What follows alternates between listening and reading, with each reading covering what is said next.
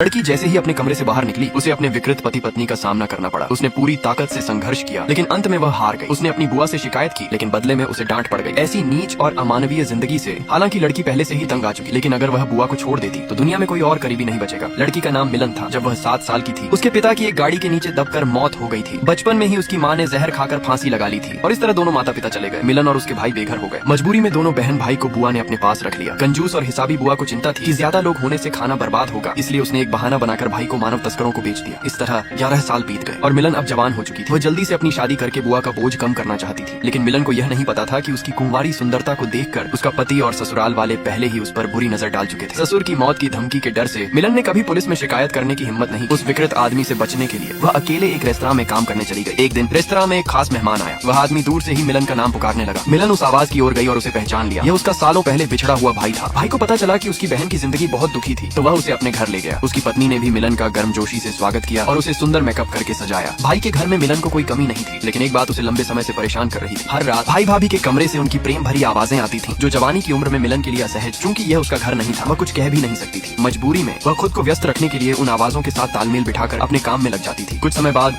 भाभी को 2 महीने के लिए विदेश में काम के सिलसिले में जाना पड़ा। अब घर में सिर्फ भाई बहन रह गए और उनकी जिंदगी नीरस और उबाऊ हो गई। कहते हैं कि समय के साथ नजदीकियां बढ़ती, लेकिन एक दिन मिलन ने कुछ ऐसा किया जो किसी ने सोचा भी नहीं था। उसने अपने भाई से कहा, मैं तुमसे प्यार करती हूँ। अगले पार्ट के लिए लाइक एंड फॉलो कमेंट